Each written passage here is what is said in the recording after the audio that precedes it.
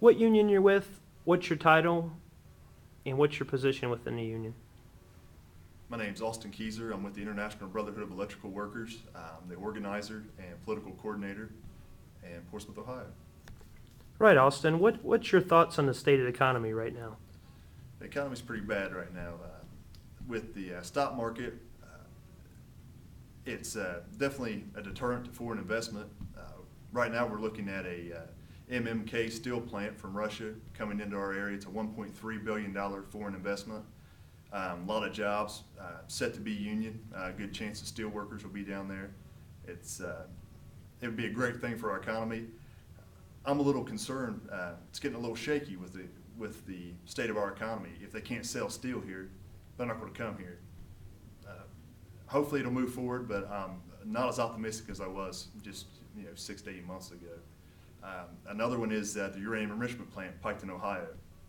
It's been privatized over several years back, and it's the same situation. USEC is not in the best financial shape, and with the market and the shape it's in now, it's only getting worse. And they have a lot of economic development proposed on that site that is starting to trickle away, and I believe the economy is to blame for it. Not only that, it's the housing boom. We live in southern Ohio, which is Appalachia. It's a poor region, and the housing crisis is really hitting home. There's a lot of blighted property. The banks own. It's been foreclosed on. It's dragging property values down. With that, deters investment in our community. Nobody wants to come to an area that's not attractive. Austin, it looks like we have a nominee for the Republican Party, John McCain. What are your thoughts on his stance towards worker rights? Well, John McCain concerns me. A lot of people call him a moderate, but on workers' issues, he's definitely not a moderate. He's right wing. It's corporate over labor, and of course, labor being the majority of Americans. Most people work for a living. His support to filibuster a vote on the Employee Free Choice Act really bothers me. It shows his detachment from reality. The truth is, a lot of workers would like to be union, but the corporate agenda prevents them from doing so, and it's ran government for far too long.